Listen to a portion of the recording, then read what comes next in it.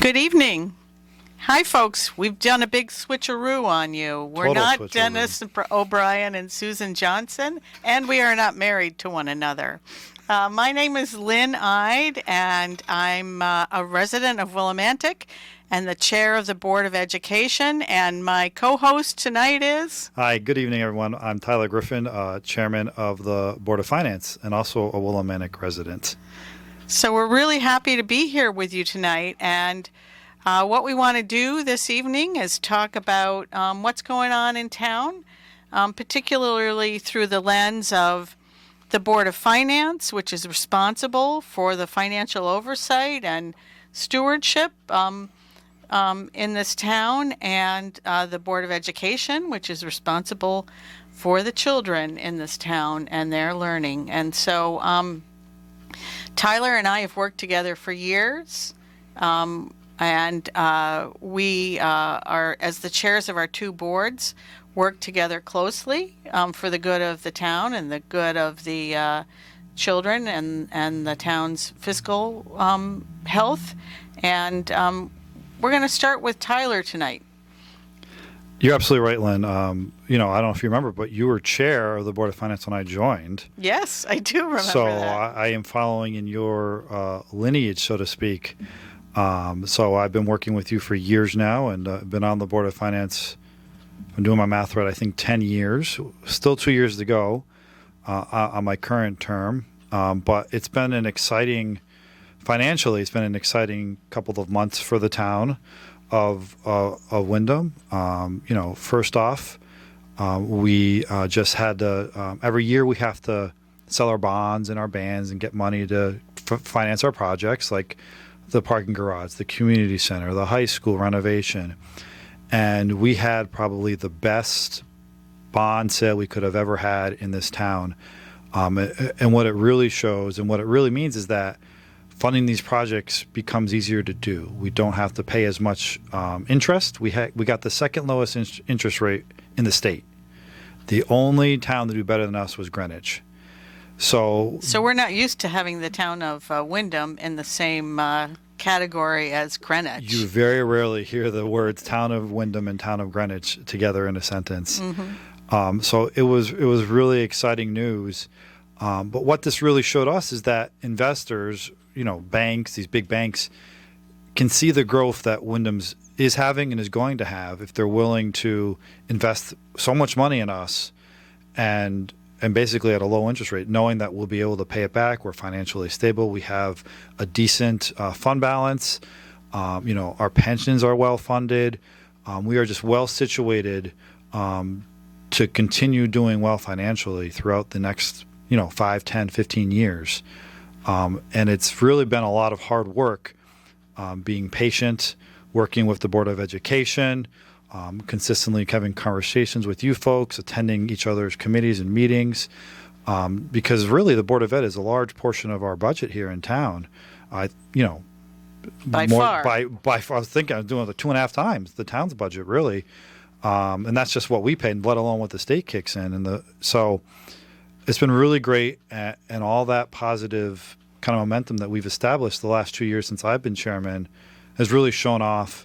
We've been steady. We've kept open conversations, and I personally think that it's the best. It's the best that could have happened amidst all the other craziness that has gone on the last 2 years.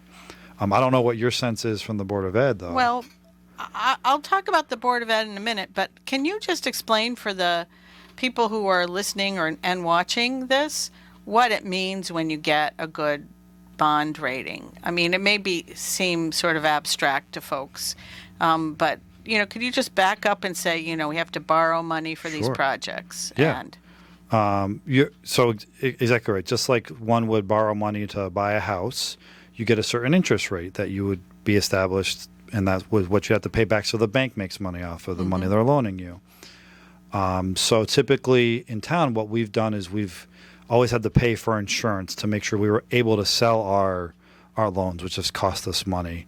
But this time we didn't. We let the banks kind of come to us and say, "Hey, we'll give you X amount. We'll give you this money, but with interest rates tied behind them."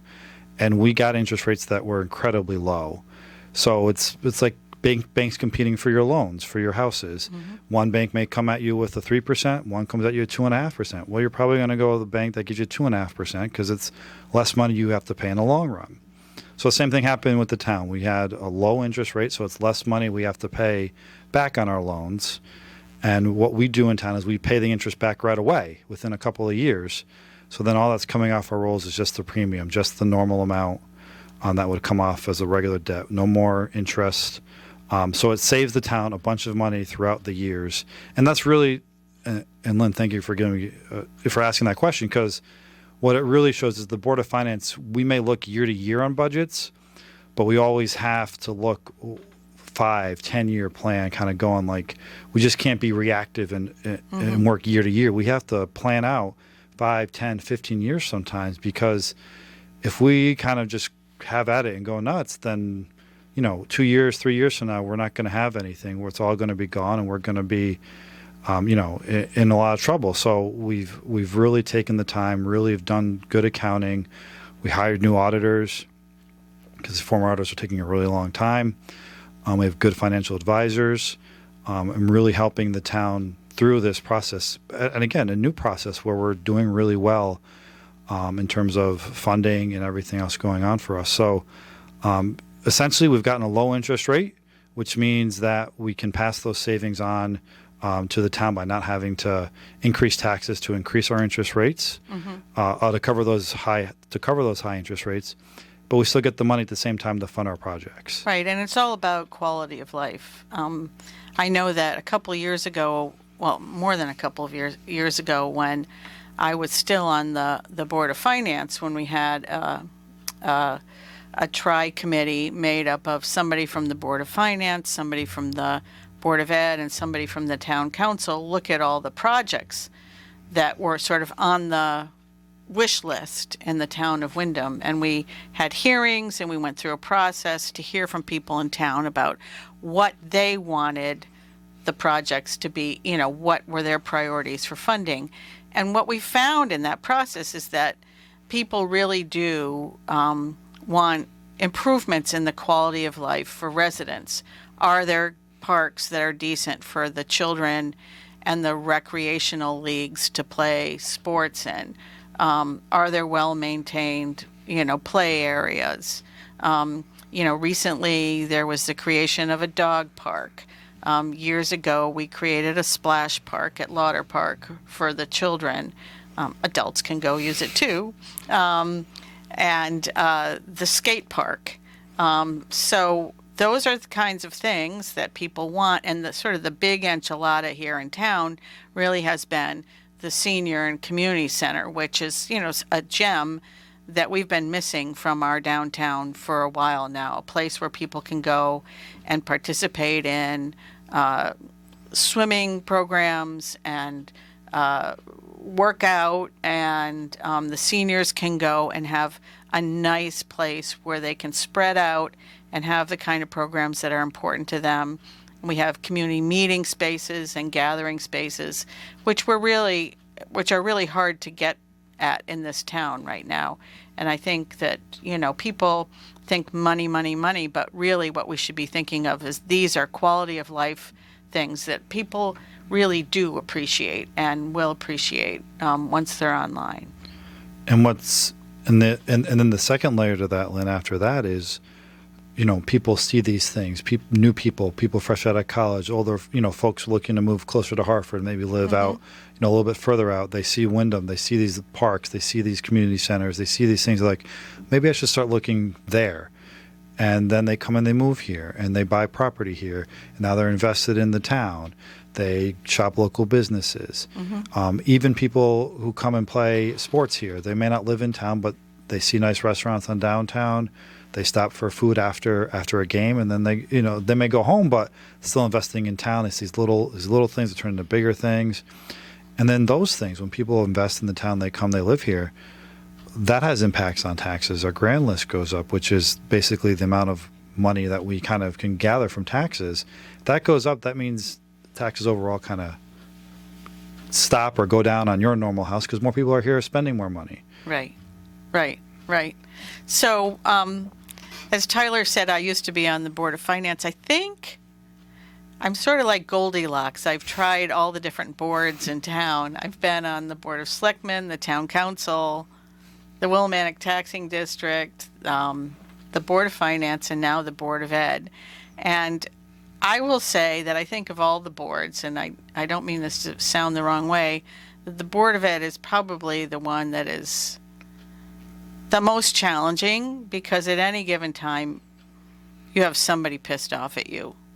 You have either members of the public, parents, teachers, students, and a lot of people may love what's going on, but on the other hand, it's the board, I think, where there's a lot of day-to-day accountability for what are you doing to make sure the schools are running the way they should be running. And I'd like to give a shout out to Tyler as the leader of the Board of Finance, because he has made it a top priority to have a good working relationship with the Board of Ed. And I really appreciate that, and we really appreciate your diligence on that area, because as you said, Tyler, spending money on education is the biggest ticket item that there is in town.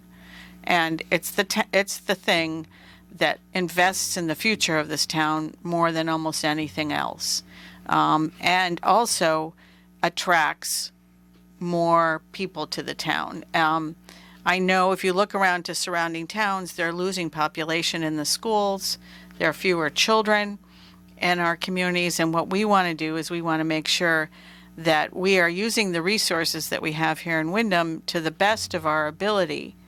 That is one of the reasons we're having conversations right now about perhaps consolidating one of the elementary schools. And I know that that's a big issue that is going to get a lot of people agitated, because nobody wants to have a school shut down.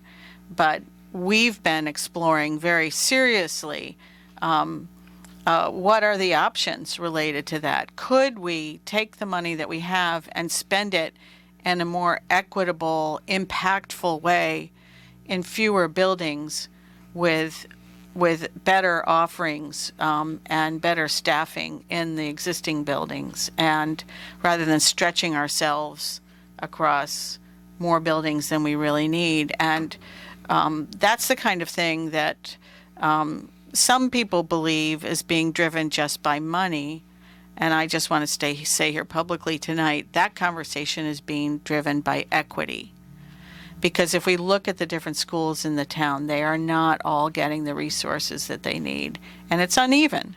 And how can we make sure that we give better educational opportunities with existing resources to all the children in our school district? And so that's going to be an issue that's going to be coming up over the next year.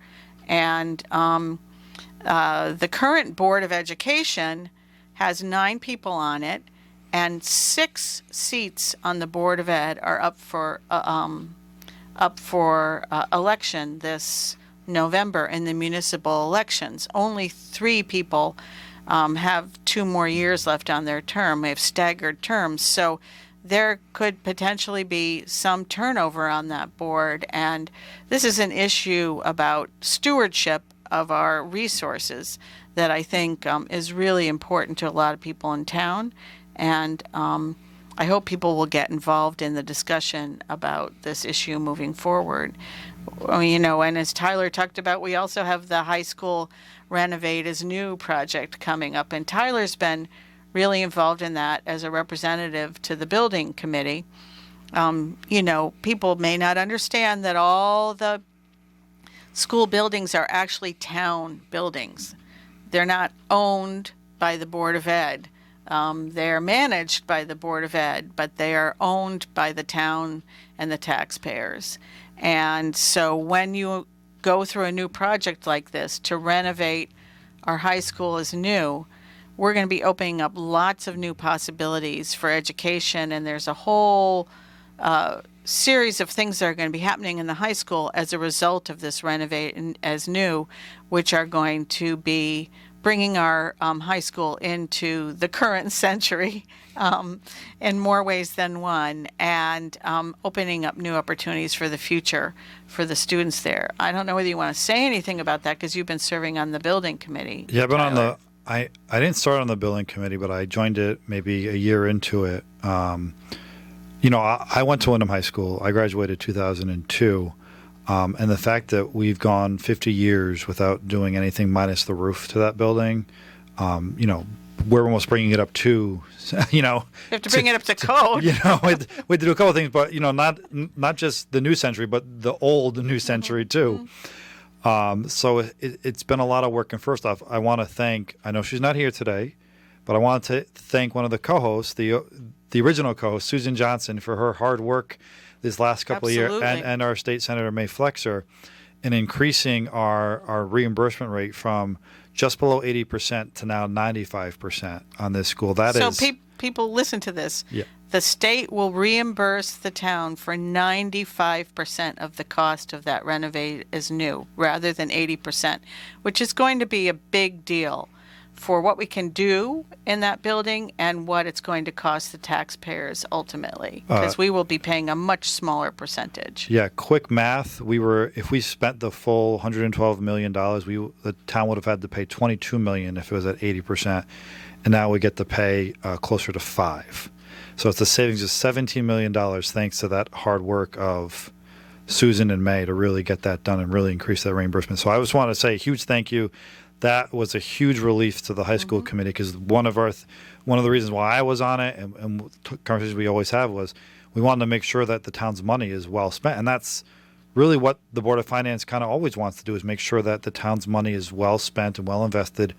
And to your earlier point, Lynn, we talked about like little things here and there, but you are 100% right in terms of education being that real attention grabber, that real kind of person grabber to come here. They look at the school system, and if they see that it's not any good, they're not going to start a family and move in here. But if they see that it's growing, see that it's good, we have the STEM school, we have a new high school coming in, and we have and we have the most advanced and comprehensive dual language learning programs of any school district in the state of Connecticut. You took the words right out of my mouth. My next is Compañeros. And if people don't think that more students being bilingual is going to serve them well in the future, they better start believing it, because the world is changing, and it is very helpful for our students to have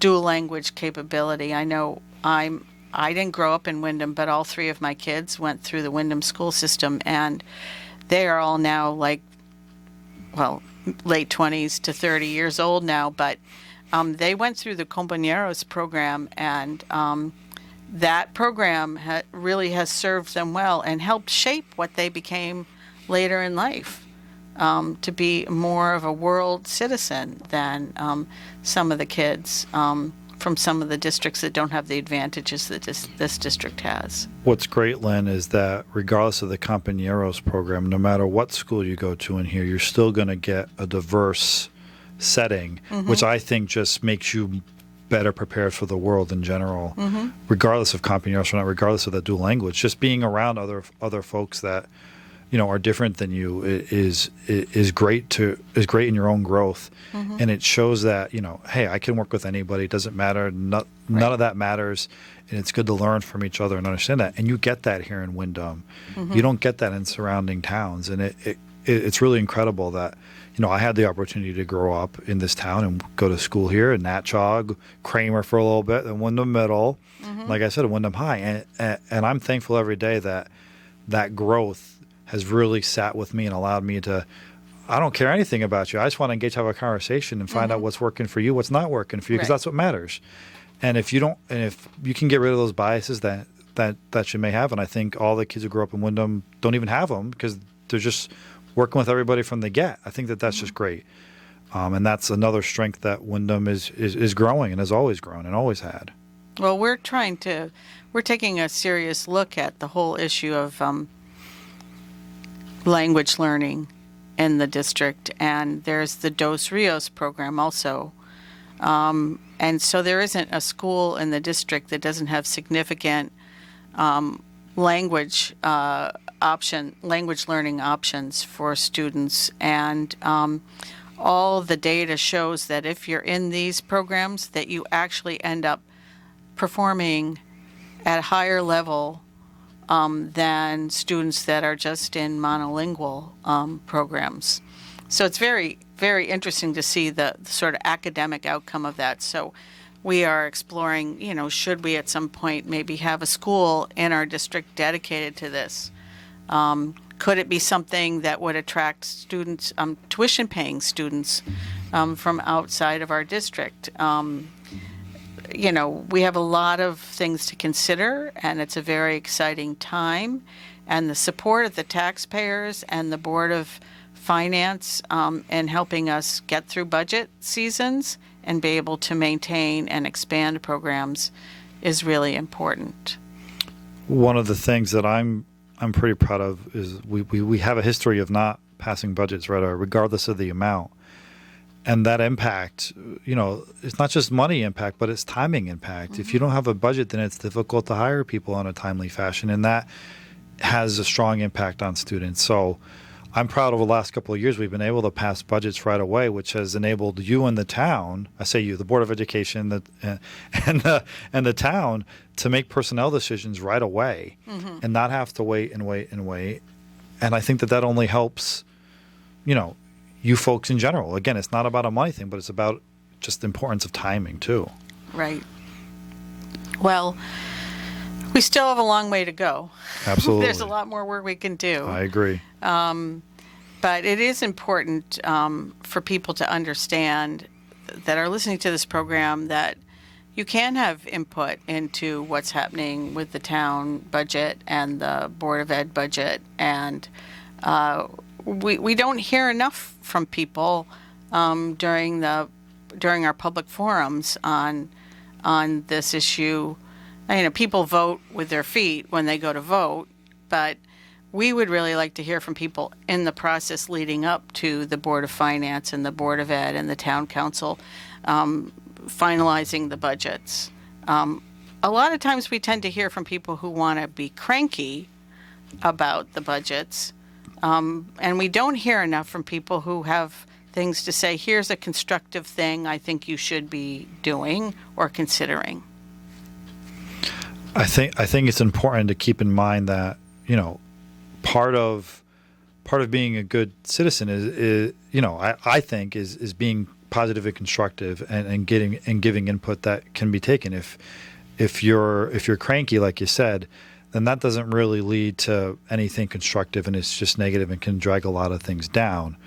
But I think that might be a good segue into our first break. And then when we come back, we can talk about how we want to maintain some momentum going by electing Democrats coming up in the election, which is, my goodness, just 4.5 weeks away, I think, if my math is right. So I'm excited for that. And when we come back, we'll talk about our candidates, right? Yes, thanks. And we're ready for the second half of the show tonight. For people who may have missed our introductions at the beginning, I'm Lynn Ide. I live here in Willimantic, and I'm the chair of the Board of Education. And I'm Tyler Griffin. I too live in Willimantic, and I'm the chairman of the Board of Finance. I don't think we mentioned this. Dennis and Susan, they are not derelict in duty. They are down in Washington, D.C. Right. Going to, I think, a conference. So right. They asked us to fill in for them. So they are certainly, I would assume, be here next week, but they needed some assistance, so they tagged Lynn and I in this evening. So it's been our pleasure so far for this first half. In the second half, we wanted to talk about, we talked in the first a little bit about our momentum and how in the work that both our boards have been doing the last couple of years. But we do have an election coming up, believe it or not, in November 2nd, Tuesday, November 2nd. The polls will open at 6 a.m. and close at 8 p.m. The normal polling locations, VFW, Elks, and Wyndham Center Firehouse.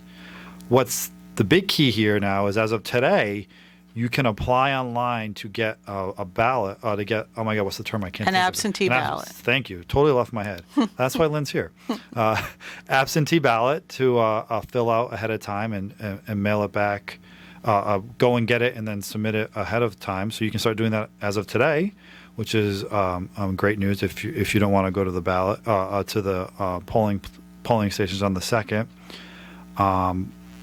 But we have a slate of Democrats running, of course. Right. We have a very nice, diverse slate of people running there. As people may know in town, that the different boards have staggered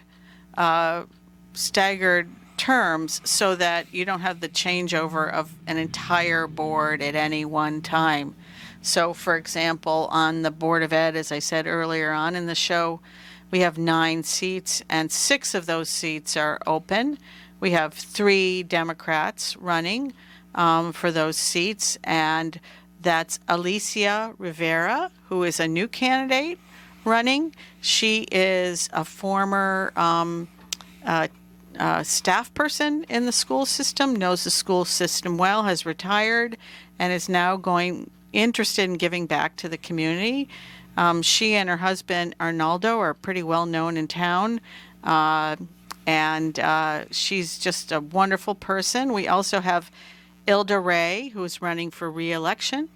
Ilda is a board member that's up for re-election, and then our third candidate that's running for the Board of Ed and the Democratic team is Paula Haney, who served many years on the Board of Ed years ago, then did a stint on the Board of Finance, and is now back on the Board of Ed and running for re-election. I served many years with Paula, and I was sad to let her, I didn't have a choice, but sad to see her go to the Board of Finance, but I knew that her experience on there would only be a powerful assist to you and that board, and I'm very happy. I still talk to Paula all the time, and I do miss her on the Board of Finance, but I think for the town's sake, she is in a great place on the Board of Ed. Right. It's her first love, I think. Absolutely. Yeah. So do you want to talk about the Board of Finance? I would love to talk about the Board of Finance. We, so again, staggered terms for the last time, but we have 4 people whose terms are ending this time around. In terms of this, so we have an interesting thing with the Democrats this time around is that we have 2 regular slots that we have for people running. And so that's Lilia Daly, who will be new to the Board of Finance as she's elected. She went to school here at Eastern and met her husband, who is a longtime resident in town, and they moved in at Willimantic recently, and they have little ones, so it's exciting to see another young family coming into town and wanting to get involved. And then we have Santiago Gonzalez, who's been on the Board of Finance for almost a year now. He replaced someone who left. Again, graduate of Wyndham High School. He has accounting experience, so he kind of brings some of that and real deep dives into the numbers. And again, another young person who I'm excited to see be involved in the school system. And so then our third candidate is running to kind of refund a seat that was vacated. So this would be for a 2-year term to fill that seat, and that's Mary Ann Daly. No relation to Lilia Daly, totally separate. But she's been on our board since January to fill a vacancy of someone who left. And I will tell you this, Mary Ann has been nothing but a great resource to me and to the board, and I really appreciate the time and effort that she puts in. She works up in Hartford and has been a great assist in helping us understand some things that, or maybe make some sense of things, or ask good questions that sometimes in the Board of Finance we think everyone knows, but we should know better. And so she asked some great questions to help other people understand some things, which I think is really helpful, especially in budget season, so people really know where their tax money is coming from and where it's going. So I'm really excited for the 3 candidates that I have running on the board for the Board of Finance. That's great. Yeah. And I think one of the good things about the candidates that are running for these seats and other seats that we're going to talk about in a second is that they represent the diversity of our community, which I think is very important. And it's very exciting to have younger people running for office, not just senior citizens like me. So in Wyndham, for the town council, we have a longtime activist, advocate, organizer, and doer. Dawn Niles is running for re-election, representing Wyndham's seat on the town council. And we have a newcomer running from Wyndham, a lovely woman named Fiona Stevens, who is a big booster for the town and came into town and owns her own business in Wyndham Center in farming and small business person and agriculture. And she will bring, I think, a really great perspective to the town council. And Tyler, you want to talk about who's running in Willimantic for the town council? Sure. One of the things that I also want to highlight is not only some younger folks, but just in general newer folks. I think with new folks we have new ideas, and I think a diverse section of ideas only helps the boards grow and get better and become a cohesive unit. Fresh perspectives, absolutely, energy. Absolutely. Yes. So with that in mind, I'd like to introduce our two folks running for the town council for Willimantic, Rodney Alexander, who's I think the co-president or co-vice president of the NAACP for Wyndham. I apologize, Rodney, if I got your title wrong or if I said them both. I forgot right off the top of my head. But he has been a great advocate for a lot of things in town, especially involved with like the youth and justice with that. So he'll be a great addition to the town council. And he's been a real activist behind the scenes in electoral politics in a nonpartisan sort of way, and then with the Democratic Party. And now it's great that he's moved up to be and stepped up and said he wanted to be a candidate, because it's not always easy to be a candidate. It's a little different when you're running yourself. And then we have another new candidate running there. Emmanuel Perez, again, a former educator in the school system. Yes. I had the luxury of meeting him more in person, not just at a nominating committee, but he was a guest on our television show, Wyndham Works, on Charter TV, and he was Dennis's guest, and I got a chance to meet him and learn about his background in the school system. So again, it's not just school system staying within school system like it is with Alicia, but it's spreading out. So now we have some education folks on the town council. When he's elected, again, that idea of diverse ideas, not just sticking within your wheelhouse per se, but being able to kind of work with both. I know we have Randall on the town council, who's a teacher. So again, kind of keeping things going. So we're really working together, not just within our boards, but up and down the boards as well. It's not just the Board of Finance is insulated, the Board of Ed's insulated. No, we have to continue that communication. So spreading out the candidates with their backgrounds, I think, really only aids in that. Bringing important perspective to the discussions. It is important to have somebody who understands money on the Board of Ed, and somebody who understands education on the Board of Finance, and things like that. So I think this is great. And a couple of these people that we've mentioned grew up in town, went through the school system in the town, have stayed in town and are raising their families in town, or decide to make this their home like I did when I moved here after I was married back in 1988. It's my adopted town, and I think it's really important. And last but not least, we have a mayoral candidate, which is a man that many people in town know and love, and that is Tom DeVivo, who has a heart of gold and who is very, very community-minded. People may remember Tom's mother and his father. I never met, but Mary Lou DeVivo sort of pounded into her children, as did their father, commitment to community. And I think that, no matter what you think of Tom DeVivo and whether you agree with him on everything, I think most people would agree that Tom always puts this town first and the people in this town first. And he doesn't really have any other grand plan than to serve the community and promote the community. Absolutely. And he's spent, before running for mayor last year, when Victor Funderburk had to step away, he still served in that capacity. Again, just as the role would need it to. And now that it's, an election time for him, again, I've known him to always just put town first. And it's not Town of DeVivo, it's the Town of Wyndham. Really, that should be his first name sometimes. It's Town of Wyndham DeVivo, because that's where he really, that's where his mindset always is. He's ushered in a lot of these projects that are currently going on as the mayor.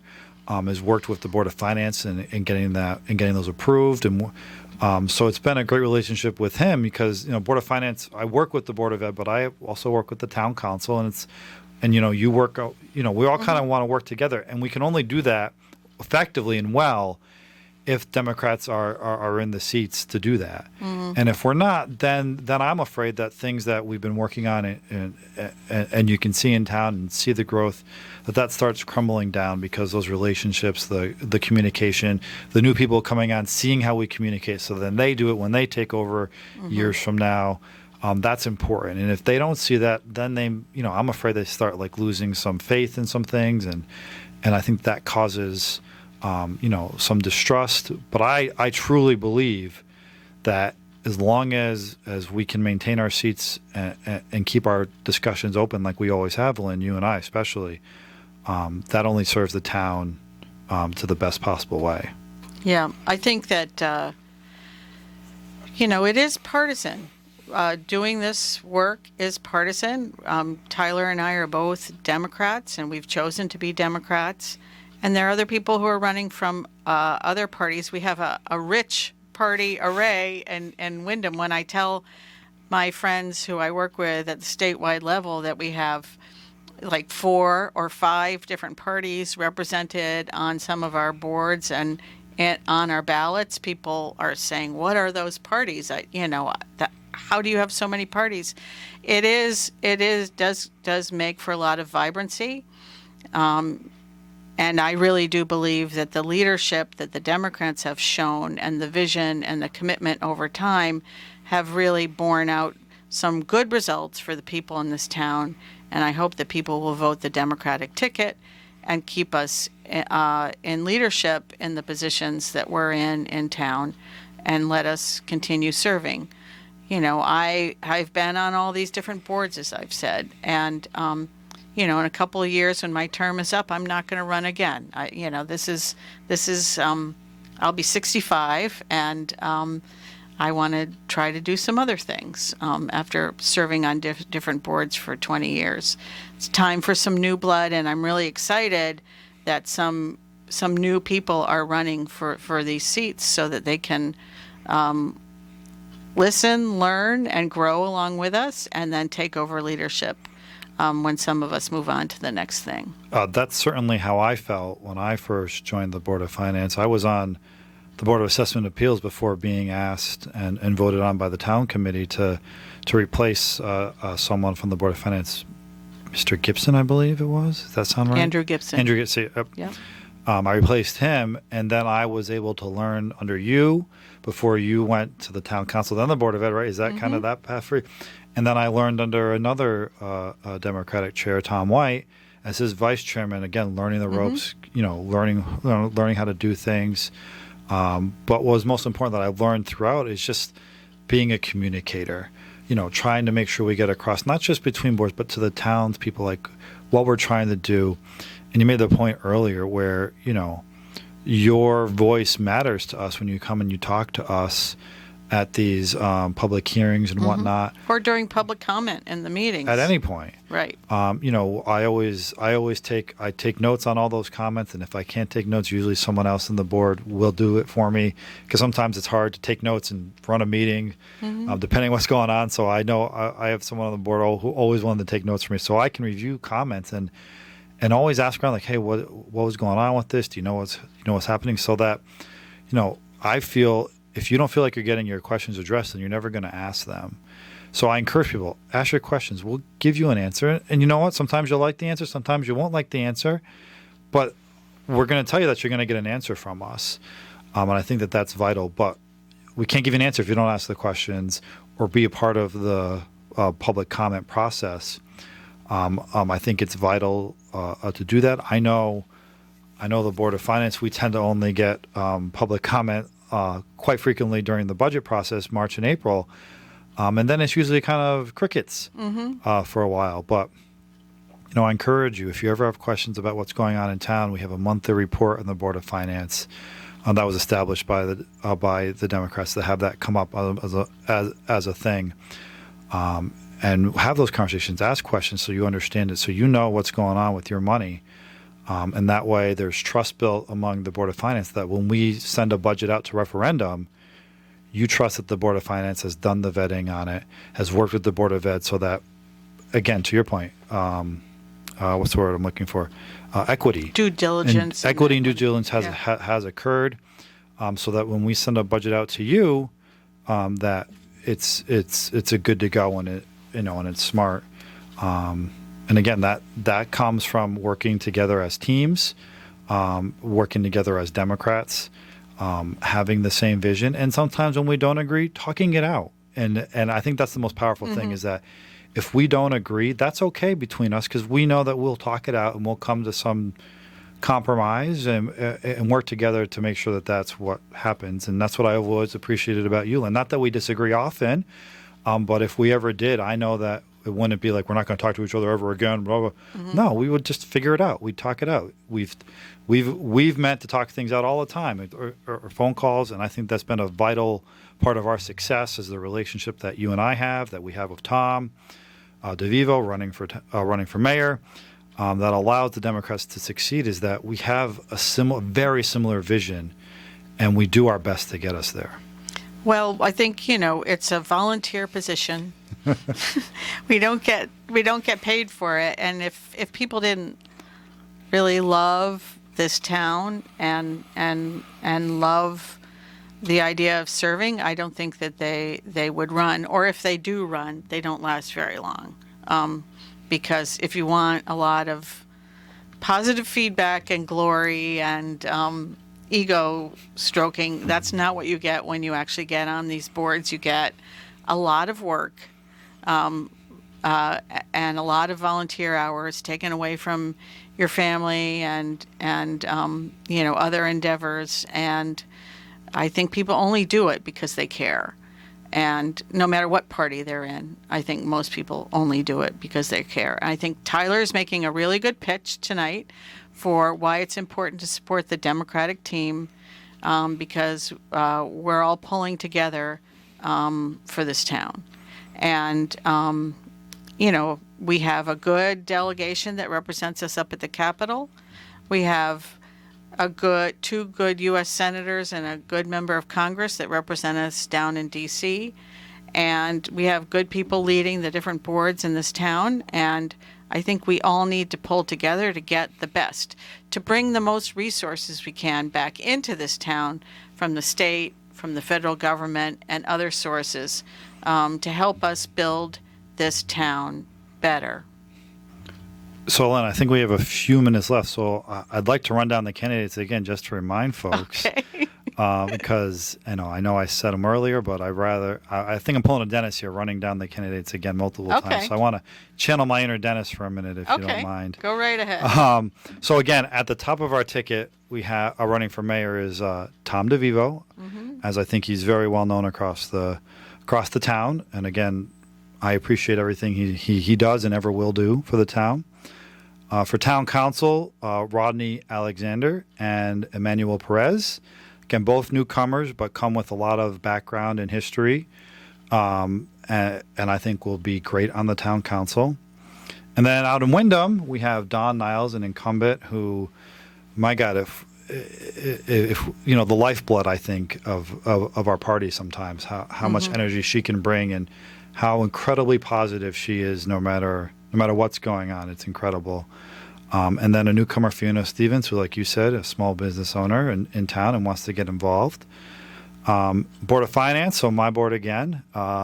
Lilia Daly and Santiago Gonzalez, two wonderful people. And then Marianne Daly, again, no relation to Lilia. Totally separate families. But it'd be great to have them on my board. I love working with Santiago and Marianne and look forward to Lilia. And then do you want to end on your Board of Ed members, Lynn? Okay, I'll wrap up with the Board of Ed candidates are Alicia Rivera, who's running for the first time for the Board of Ed, and 2 incumbents that are running for re-election, Ilda Ray and Paula Haney.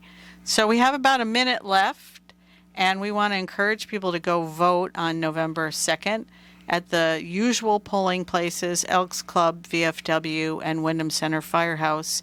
And there is the option of no excuse absentee ballot voting.